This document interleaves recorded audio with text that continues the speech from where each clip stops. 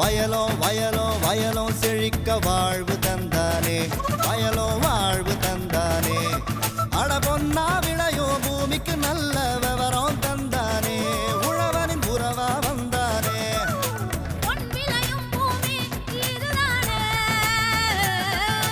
வயலோ வயலோ வயலோ செழிக்க வாழ்வு தந்தானே, வயலோ வாழ்வு தந்தானே. அட பொன்னா விளையோ பூமிக்கு நல்ல விவரம் தந்தானே, உழவனின் உறவா வந்தானே. தந்தன தந்தன தன தந்தானே, மங்களம் பொங்கிட துணை வந்தானே. தந்தன தந்தன தன தந்தானே, மங்களம் பொங்கிட துணை வந்தானே. வணக்கம் வேளாண் பெருமக்களே, இன்றைய பொன் விளையும் பூமி நிகழ்ச்சியில் முதலில் வருவது வேளாண் செய்திகள், வேளாண் சந்தை நிலவரம் மற்றும் வேளாண் வானிலை. தொடரும் வேளாண் தொழில்நுட்ப பகுதியில் கோயம்புத்தூர் தமிழ்நாடு வேளாண்மை பல்கலைக்கழக இயற்கை வள மேலாண்மை இயக்கக செயல்பாடுகள் குறித்து இதன் தனி அலுவலர் முனைவர் வி.பி. துரைசாமி அவர்கள் தரும் விளக்கத்தினை காணலாம். இனி வருவது வேளாண் செய்திகள்.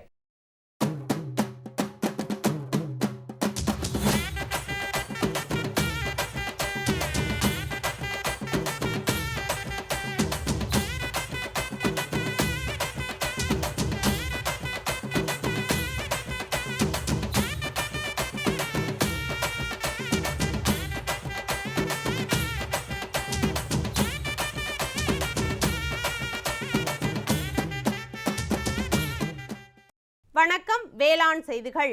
முதலில் வருவது மாத்தி யோசிச்சேங்க. நீர் சேமிப்பு மற்றும் மகசூலை அதிகப்படுத்துதலில் சொட்டு நீர் பாசனத்தின் பங்கு குறித்து கோவிந்தாபுரம் கிராம விவசாயி பி. வெங்கடேசன் தரும் விளக்கம். வேளாண் ஆலோசனை நேரத்தில் சம்பா பருவத்திற்கு ஏற்ற நெல் ரகங்கள், கொய்யா, லில்லியம் மலர் சாகுபடிக்கு ஏற்ற ரகங்கள் மற்றும் பருவங்கள் குறித்து கோயம்புத்தூர் தமிழ்நாடு வேளாண்மை பல்கலைக்கழகம் தரும் ஆலோசனைகள்.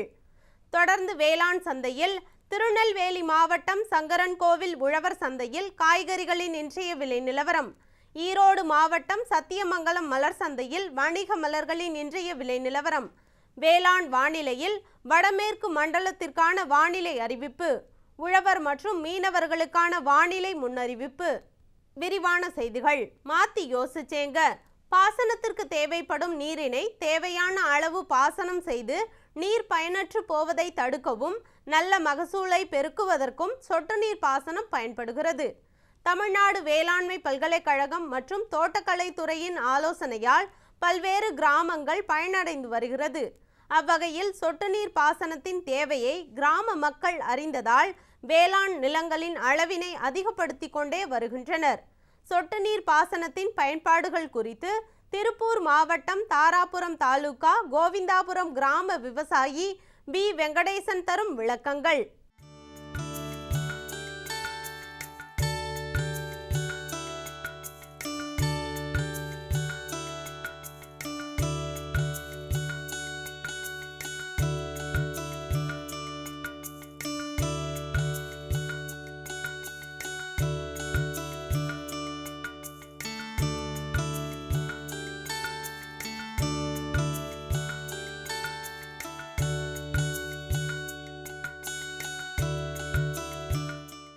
எனக்கு மொத்தம் ஒரு 20 ஏக்கர் நிலம் இருக்குதுங்க. நான் சுமார் ஒரு 30 வருஷமாக விவசாயம் பண்ணிட்டு வர்றேன். அதில் முதல்ல எல்லாம் ஆளு விட்டு பாத்தி பிடிச்சி விவசாயம் புஞ்சை பயிர் பண்ணுவோம், இல்லாட்டி வாய்க்கால் தண்ணி வந்தால் நெல் நட்டுக்கிட்டு இருந்தோம். இப்போ சுமார் ஒரு 10 வருஷத்துக்கு முன்னாடி பொறியியல் துறை மூலமாக கரும்புக்கு முதல்ல சொட்டு நீர் போட்டோங்க.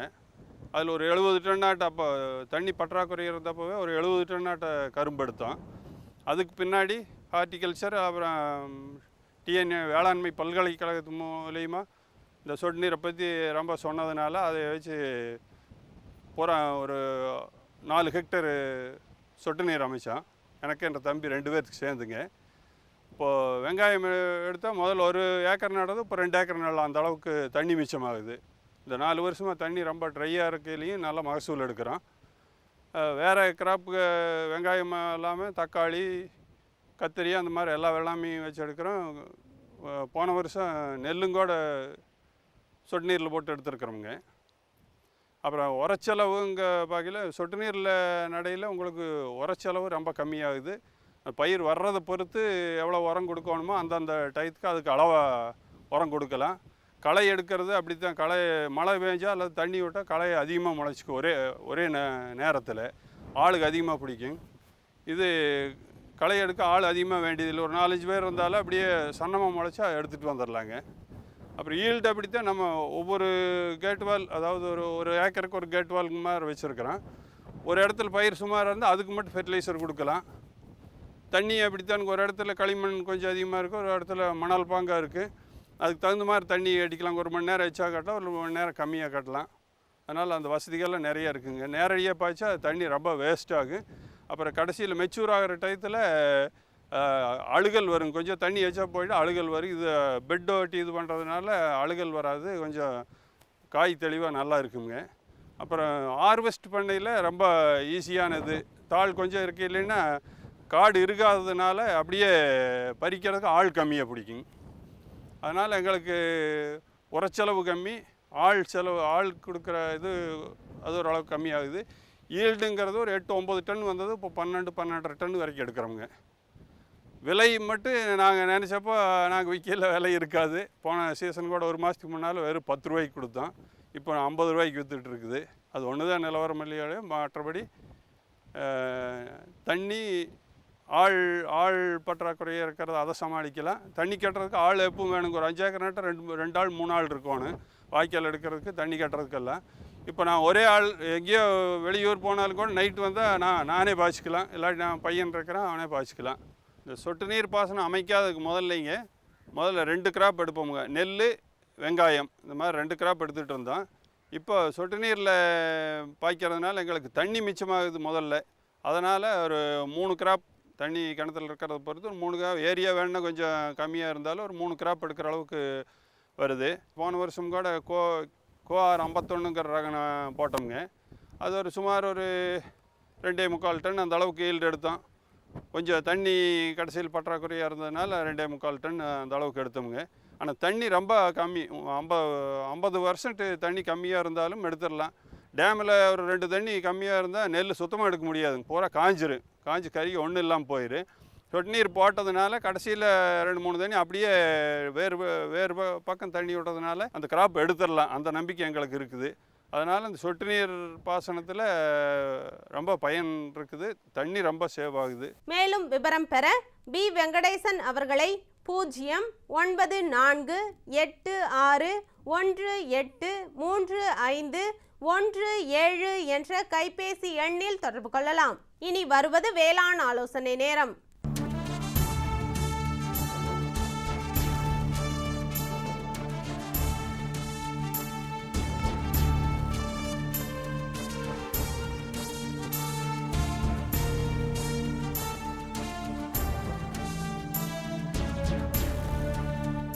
இன்றைய வேளாண் ஆலோசனை நேரத்தில் கோயம்புத்தூர் தமிழ்நாடு வேளாண்மை பல்கலைக்கழகம் வழங்கும் சம்பா பருவத்திற்கு ஏற்ற நெல் ரகங்கள், கொய்யா மற்றும் லில்லியம் மலர் சாகுபடிக்கு ஏற்ற ரகங்கள் மற்றும் பருவங்கள் குறித்த ஆலோசனைகள்.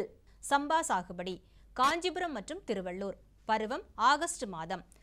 ரகங்கள் IR 20, வெள்ளை பொன்னி, கோ 43, ADT 40, PY 4, ADT 39, கோ 45, TRY 1, ASD 19, ADT R 44, DKM 10, CORH 2 ஆகிய ரகங்களை பயிரிடலாம். தோட்டக்கலையில் பழப்பயிர்களின் வரிசையில் கொய்யா சாகுபடி. ரகங்கள் கொய்யா பழத்திற்கு ஏற்ற ரகங்களாக அலகாபாத், லக்னோ 46, லக்னோ 49, அனகாபள்ளி, பனாரஸ், ரெட் ஃப்ளஷ், அர்கா மிருதுளா மற்றும் DRYG 1 ஆகியன உகந்ததாகும். மண் மற்றும் தட்பவெப்பநிலை கடல் மட்டத்திலிருந்து 1000 மீட்டர் உயரம் உள்ள மலைப்பகுதிகளில் நன்கு வளரும். ஆழமற்ற அடிப்பாறைகள் உள்ள மண் வகைகளிலும் களிமண் பூமியிலும் நன்கு வளரும். களர் மற்றும் உவர் நிலங்களிலும் வளரக்கூடியது. மண்ணின் களர் உவர் தன்மையை குறைக்க 3 ஆண்டிற்கு ஒருமுறை செடி ஒன்றிற்கு 3 கிலோ ஜிப்சம் இட வேண்டும். கொய்யாவில் ஊடுபயிராக அவரை வகை பயிர்கள் மற்றும் குறைந்த வயதுடைய காய்கறி பயிர்களை கொய்யா காய்ப்புக்கு வரும் வரை ஊடுபயிராக பயிர் செய்யலாம். மேலும் விவரங்கள் பெற அருகிலுள்ள தோட்டக்கலைத்துறை அலுவலரை அணுகி விவரங்கள் பெறலாம். வேளாண் ஆலோசனையில் அடுத்து வருவது லில்லியம் மலர் சாகுபடி குறிப்புகள். லில்லியம் சாகுபடிக்கேற்ற ரகங்களான ஆசிய கலப்பின வகைகள் ட்ரீம்லேண்ட் மஞ்சள், ப்ரூனெல்லா ஆரஞ்சு, நோவானா வெள்ளை, மஞ்சள், பாலியன்னா மஞ்சள், மஞ்சள் ஜெயண்ட் இளஞ்சிவப்பு, பிளாக் அவுட் லில்லியம் சாகுபடிக்கேற்ற மண் வகைகள், கார அமிலத்தன்மை உள்ள நல்ல வடிகால் வசதியுடைய வண்டல் மண் மற்றும் நடுத்தர சம பகுதிகளிலும் நன்கு வளரும். கிருமிகளை நீக்க டேசாமெட் 30 கிராம் இட வேண்டும். படுக்கைகள் புகையூட்டுதல் செய்ய வேண்டும். இனப்பெருக்கம். லில்லியம் வணிக ரீதியில் பல்புகள் மூலம் வளர்க்கப்படுகிறது.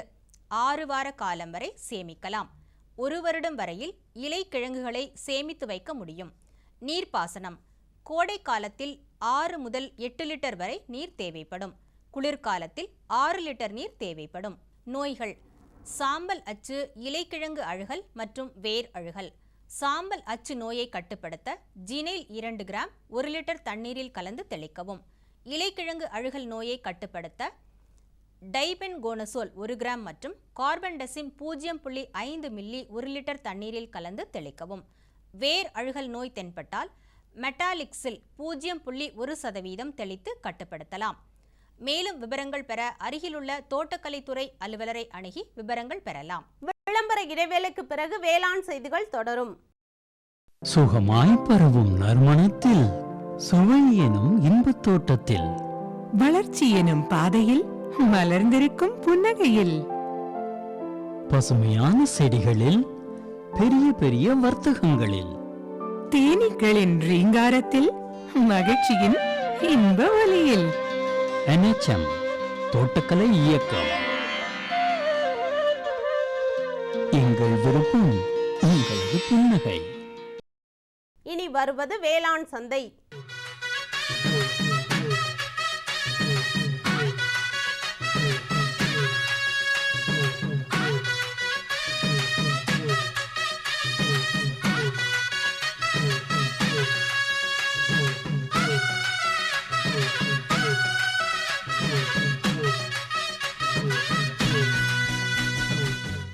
திருநெல்வேலி மாவட்டம் சங்கரன் கோவில் உழவர் சந்தையில் காய்கறிகளின் இன்றைய விலை நிலவரம். கத்தரிக்காய் 1 கிலோ 16 ரூபாய்க்கும், வெண்டைக்காய் 1 கிலோ 16 ரூபாய்க்கும், அவரைக்காய் 1 கிலோ 30 ரூபாய்க்கும், புடலங்காய் 1 கிலோ 24 ரூபாய்க்கும், சுரைக்காய் 1 கிலோ 8 ரூபாய்க்கும், பாகற்காய் 1 கிலோ 48 ரூபாய்க்கும், பீர்க்கங்காய் 1 கிலோ 24 ரூபாய்க்கும், முருங்கைக்காய் 1 கிலோ 30 ரூபாய்க்கும், கொத்தவரை 1 கிலோ 12 ரூபாய்க்கும், சின்ன வெங்காயம் 1 கிலோ 30 ரூபாய்க்கும், பெரிய வெங்காயம் 1 கிலோ 52 ரூபாய்க்கும், பச்சை மிளகாய் 1 கிலோ 36 ரூபாய்க்கும், தக்காளி 1 கிலோ 16 ரூபாய்க்கும், பூசணிக்காய் 1 கிலோ 12 ரூபாய்க்கும், வாழைக்காய் 1 கிலோ 12 ரூபாய்க்கும், தேங்காய் 1 கிலோ 24 ரூபாய்க்கும், சேனைக்கிழங்கு 1 கிலோ 35 ரூபாய்க்கும், மரவள்ளி கிழங்கு 1 கிலோ 14 ரூபாய்க்கும், கீரைகள் 1 கிலோ 16 ரூபாய்க்கும், கறிவேப்பிலை 1 கிலோ 18 ரூபாய்க்கும், கொத்தமல்லி 1 கிலோ 24 ரூபாய்க்கும், புதினா 1 கிலோ 30 ரூபாய்க்கும் விற்பனை செய்யப்பட்டது. ஈரோடு மாவட்டம் சத்தியமங்கலம் மலர் சந்தையில் வணிக மலர்களின் இன்றைய விலை நிலவரம். மல்லிகை 1 கிலோ 140 ரூபாய்க்கும், முல்லை 1 கிலோ 150 ரூபாய்க்கும், கனகாம்பரம் 1 கிலோ 200 ரூபாய்க்கும், செண்டு மல்லி 1 கிலோ 50 ரூபாய்க்கும், பட்டன் ரோஸ் 1 கிலோ 130 ரூபாய்க்கும், துளசி 1 கிலோ 50 ரூபாய்க்கும், சம்பங்கி 1 கிலோ 70 ரூபாய்க்கும், அரளி 1 கிலோ 150 ரூபாய்க்கும், சாமந்தி 1 கிலோ 80 ரூபாய்க்கும், காக்கடா 1 கிலோ 120 ரூபாய்க்கும், கோழிக்கொண்டை 1 கிலோ 70 ரூபாய்க்கும் விற்பனை செய்யப்பட்டது. இனி வருவது வேளாண் வானிலை.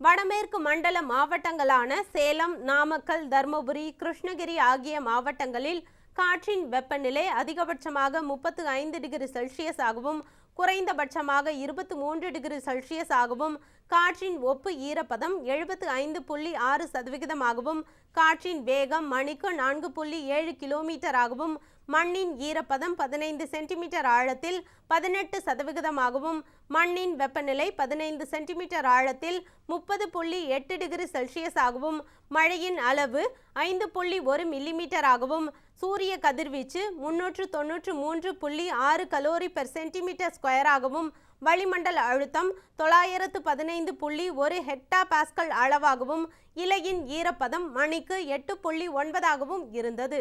வானிலை முன்னறிவிப்பு. உழவர்களுக்கான வானிலை முன்னறிவிப்பு. தமிழகம் மற்றும் புதுச்சேரியில் ஒரு சில இடங்களில் லேசானது முதல் மிதமான மழை பெய்யக்கூடும். மீனவர்களுக்கான வானிலை முன்னறிவிப்பு.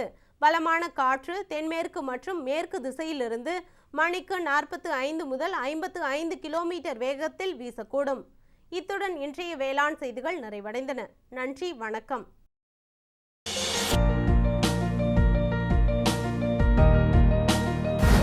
வேம்பு கலந்த யூரியா.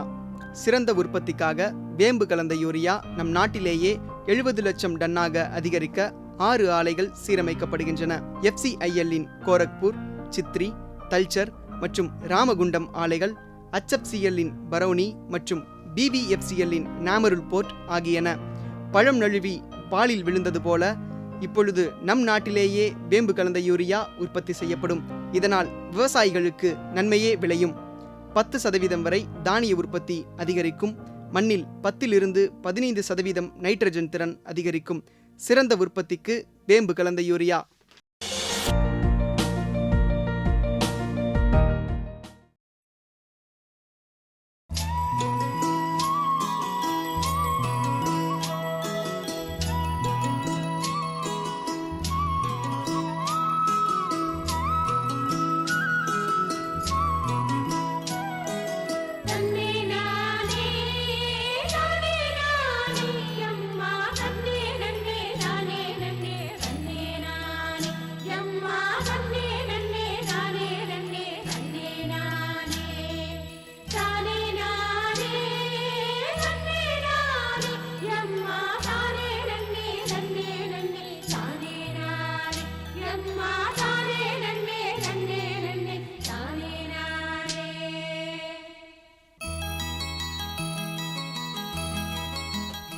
பயிர்களுக்கு தழைச்சத்து, சாம்பல் சத்து மற்றும் மணிச்சத்து மிகவும் அவசியமாகும். வேளாண் நுண்ணுயிரியல் துறை தமிழ்நாடு வேளாண் பல்கலைக்கழகத்தால் 1979ஆம் ஆண்டு தனித்துறையாக ஆரம்பிக்கப்பட்டது. இத்துறை மேற்கண்ட சத்துக்களை அளிக்கக்கூடிய உயிர் உரங்களை தயாரிப்பதற்கு பல புதிய திறன் படைத்த நுண்ணுயிர் ராசிகளை கண்டறிந்து உர உற்பத்தியை பெருக்குகிறது. அந்த வகையில் இயற்கை வள மேலாண்மை குறித்து இதன் தனி அலுவலர் முனைவர் VP துரைசாமி அவர்கள் தரும் விளக்கத்தினை காணலாம்.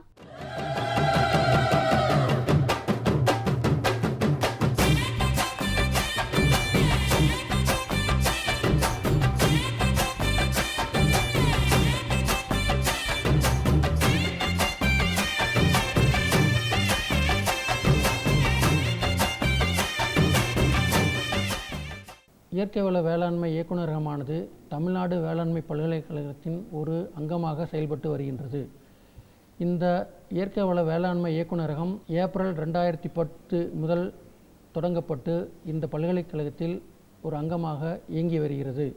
இந்த இயக்குநரகமானது மண் அறிவியல் மற்றும் வேளாண் வேதியியல் துறை, வேளாண் நுண்ணுயிரியல் துறை, சுற்றுச்சூழலியல் துறை, நேனோ அறிவியல் மற்றும் தொழில்நுட்பத்துறை, ரிமோட் சென்சிங் அண்ட் GIS என்று சொல்லக்கூடிய தொலையுணர்வு மற்றும் புவியியல் தகவல் தொடர்பு துறை ஆகிய 5 துறைகளை தன்னகத்தை உள்ளடக்கியுள்ளது. மண், நீர், தாவரம் மற்றும் நுண்ணுயிர்கள் நமக்கு இன்றியமையாத வளமாக அமைந்துள்ளது. இவற்றை நல்ல முறையில் உபயோகித்து சிறந்த முறையில் மேலாண்மை செய்தும் வேளாண் உற்பத்தியை பெருக்குவதுடன் மண்ணின் வளத்தை மேம்படுத்துவோம் என்ற சிறந்த நோக்கத்துடன் இந்த இயக்குநரகமானது செயல்பட்டு வருகிறது. இன்று நாம் சுற்றுச்சூழல் அறிவியல் துறை பற்றியும் மற்றும் நேனோ அறிவியல் மற்றும் தொழில்நுட்பத்துறையை பற்றியும் காண்போம். இந்த சுற்றுச்சூழல் துறையானது 1974ஆம் ஆண்டு இந்த தமிழ்நாடு வேளாண்மை பல்கலைக்கழகத்தில் முதலாக முதுநிலை பட்டப்படிப்பிற்காக ஆரம்பிக்கப்பட்டு பின் 1990ஆம் ஆண்டு முதல் சுற்றுச்சூழல் அறிவியல் துறை ஒரு முழுமையான துறையாக இந்த வேளாண்மை பல்கலைக்கழகத்தில் செயல்பட்டு வருகின்றது. இதில் நுண்ணுயிரியல் துறை மண் மற்றும் வேதியியல் துறையை சார்ந்த விஞ்ஞானிகள் பணியாற்றி வருகின்றனர்.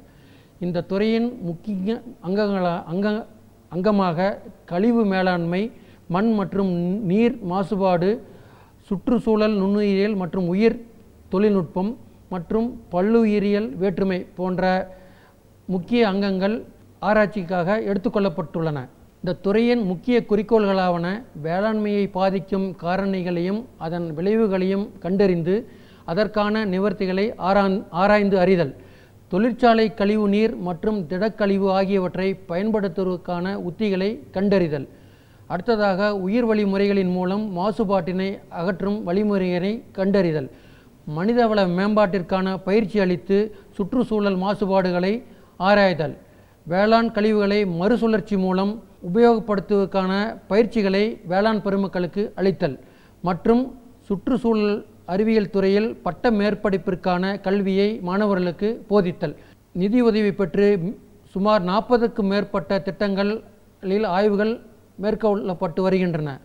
இவ்வாய்வின் குறிக்கோள்களில் மாசற்ற வேளாண்மைக்கான உத்திகளை கண்டறிதல், தொழிற்சாலை கழிவுகளை சுற்றுச்சூழல் மாசுபடா வண்ணம் வேளாண்மைக்கு பயன்படுத்துதல், சுற்றுச்சூழலுக்கு உகந்த உயிர்வழி உத்திகளின் மூலம் கழிவுகளை சுத்திகரித்தல் போன்றவற்றில் தொழில்நுட்பங்கள் கண்டறிய ஆராய்ச்சிகள் மேற்கொள்ளப்பட்டு வருகின்றன. இத்துறையானது தோல் பதனிடு தொழிலின் மூலம் நீர் மற்றும் நில மாசுபாட்டை பாதிப்பை கண்டறிந்து அதற்கான நிவர்த்தி முறைகளை கண்டுவதற்கான ஆராய்ச்சிகளை மேற்கொண்டு வருகின்றன. இந்திய அரசின் சுற்றுச்சூழல் மற்றும் வனத்துறை அமைச்சகத்தின் நிதி உதவியோடு பாதிக்கப்பட்ட நிலங்களை ஆராய்ச்சியாளர்கள் கணக்கெடுத்து இழப்பை சரி செய்வதற்கான முயற்சிகள் இந்த துறையில் மேற்கொள்ளப்பட்டு வருகின்றன. இதோடு காப்பிக்கொட்டை பதனிடும் தொழிற்சாலை கழிவுகளும் மற்றும் ரப்பர் தயாரிப்பு தொழிற்சாலை கழிவுகள் ஆகியவற்றை சுத்திகரிப்பதற்கான உயிர் கொள்கலன்களை வடிவமைத்து கழிவுகளை மாசு நீக்கம் செய்யும் வழிமுறைகள் கண்டறியப்பட்டுள்ளன. மேலும் இச்சுத்திகரிப்பு முறைகளின் மூலம் கிடைக்கும் உயிர் எரிவாயு ஒரு சிறந்த எரிபொருள் மாற்றாக கொண்டு வர முயற்சிகள் மேற்கொள்ளப்பட்டு வருகின்றன. மேலும் எரிசாராயம் தயாரிக்கும் ஆலைகளிலிருந்து வெளியேறும் கழிவு நீரை கலர் நிலம், அதிக சுண்ணாம்பு நிறைந்த சாண நிலம் ஆகியவற்றை சீர்திருத்தம் செய்ய பயன்பாட்டிற்கு கொண்டு வரும் முயற்சிகள் மேற்கொள்ளப்பட்டு வருகின்றன. திடக்கழிவுகளை மக்க வைப்பதற்கு ஒரு நுண்ணுயிர் கூட்டுக்கலவையாக பயோமினரலைசர் என்ற ஒரு நுண்ணுயிர் கலவை தயார் செய்து விவசாயிகளுக்கு பயன்பாட்டிற்கு கொடுக்கப்பட்டு வருகின்றன. மேலும் தாவர படுக்கை மூலம் தொழிலக கழிவு நீரை சுத்திகரிக்கும் முயற்சியும் இந்த துறையில் மேற்கொள்ளப்பட்டு வருகின்றன. தொழிற்சாலைகளில் இருந்து அதிக அளவிலாக வெளியேற்றப்படும் கழிவு நீரில் அதிக அளவு கன உலோகங்கள் மற்றும் நச்சுத்தன்மையுடைய வேதி வினைப்பொருட்கள் கலந்துள்ளன. இந்த கழிவு நீரை சரியான முறையில் அப்புறப்படுத்தாமையின் காரணமாக மண் மற்றும் நீர் மாசுபாடு ஏற்படுகின்றது. தற்போதுள்ள கழிவுநீர் சுத்திகரிப்பு முறைகள் மிகவும் செலவுடையதாக உள்ளன. ஆனால் தாவர படுக்கை சுத்திகரிப்பு முறை சுற்றுச்சூழலுக்கு உகந்ததாகவும் குறைந்த செலவினை உடையதாகவும் உள்ளது கண்டறியப்பட்டுள்ளது. இந்த தொழில்நுட்பமானது தோல் பதனிடும் தொழிற்சாலை, சாய தொழிற்சாலை மற்றும் காகித தொழிற்சாலை ஆகியவற்றின் கழிவு நீரை சுத்திகரிக்க பயன்படுத்தலாம். இந்த துறையின் எதிர்கால திட்டங்களாக தேசிய அளவில் சுற்றுச்சூழல் தடக்கற்பாட்டு ஆய்வு ஒன்றை நிறுவுதல் மற்றும் சுற்றுச்சூழல் மேம்பாடுகளில் மிக முக்கிய நுண்ணுயிரிகளை கண்டறிந்து அவற்றை பாதுகாத்து வைக்கும் மையம் ஒன்றை உருவாக்குதல், தமிழ்நாட்டின் சுற்றுச்சூழல் மாசுபாட்டை பற்றிய தகவல்களையும் அவற்றின் தீர்வுக்கான தகவல்களையும் பற்றிய அமைப்பை உருவாக்குதல், பசுமை குடில் வாயுக்களும் பருவநிலை மாற்றமும் பற்றிய ஆராய்ச்சிகளை மேற்கொள்ளுதல் போன்றவற்றை எதிர்கால திட்டங்களாக இந்த துறை மேற்கொள்ள இருக்கின்றன. அடுத்ததாக நேனோ அறிவியல் மற்றும் தொழில்நுட்பத் துறையை பற்றி பார்ப்போம். இந்தியாவிலேயே முதல் முறையாக தமிழ்நாடு வேளாண்மை பல்கலைக்கழகத்தில்தான் நேனோ அறிவியல் மற்றும் தொழில்நுட்ப துறை ஆராய்ச்சிக்காக ஜனவரி 2010 முதல் தொடங்கப்பட்டு செயல்பட்டு வருகிறது. இந்த தொழில்நுட்ப மையம் ரூபாய் 12 கோடி செலவில் சிறந்த உட்கட்டமைப்புகளுடனும் வசதியான உபகரணங்களுடனும் பயிற்சி அளிக்கப்பட்ட மனித வளத்துடனும் ஆரம்பிக்கப்பட்டு செயல்பட்டு வருகின்றது. இந்த மையம் தற்போது நேனோ இடுபொருட்கள், அதாவது நேனோ உரங்கள், நேனோ களைக்கொல்லிகள், நேனோ பூச்சிக்கொல்லிகள் ஆகியவற்றின் மீதான ஆராய்ச்சிகளை மேற்கொண்டு வருகிறது. உயிர் உணர்த்திகளை பயன்படுத்தி நோய்களை ஆரம்ப கட்டத்திலேயே கண்டறியும் முயற்சியும் மேற்கொள்ளப்பட்டு வருகிறது. உணவு திட்டங்களான நேனோ தொடுதிரை மற்றும் உணவுகளை நேனோ துகள்கள் மூலம் பொதித்து பாதுகாக்கும் முறையும் ஆராய்ச்சிக்காக மேற்கொள்ளப்பட்டு வருகின்றது. மண்ணிலும் தண்ணீரிலும் உள்ள மாசுகளை நேனோ துகள்கள் மூலம் சுத்தப்படுத்தி பசுமைக்கூட வாயுக்கள் வெளிவருவதை குறைப்பதற்கான ஆராய்ச்சிகளும் இந்த துறையில் மேற்கொள்ளப்பட்டு வருகின்றன. நைட்ரஜன், சல்ஃபர் மற்றும் துத்தநாகத்துடன் கூடிய நேனோ துகள்கள் உருவாக்கப்பட்டு வருகின்றன. இந்த உரங்களை பயன்படுத்துவதன் மூலம் அந்த உரத்தினுடைய பயன்பாடு திறன் அதிகரிப்பதாக கண்டறியப்பட்டிருக்கின்றது. விதை நேர்த்தி செய்ய ஜிங்க் ஆக்சைடு 1 கிராம் 1 கிலோவிற்கு 1 கிராம் பயனுள்ளதாக கண்டறியப்பட்டு முளைப்பு திறனை அதிகப்படுத்துவதாகவும் கண்டறியப்பட்டுள்ளது.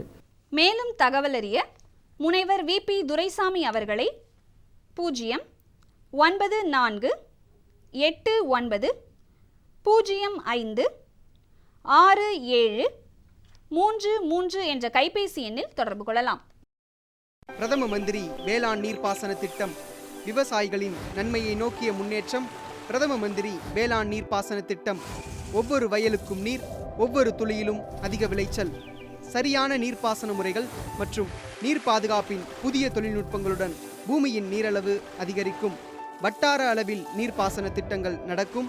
நீர்ப்பாசனமற்ற இடங்களிலும் நீர் பாய்ச்சுவதால் உற்பத்தி அதிகரிக்கும். இந்திய அரசின் மாபெரும் திட்டம் பிரதம மந்திரி வேளாண் நீர்ப்பாசன திட்டம். மீண்டும் நாளைய பொன் விளையும் பூமி நிகழ்ச்சியில் சந்திப்போம். நன்றி, வணக்கம்.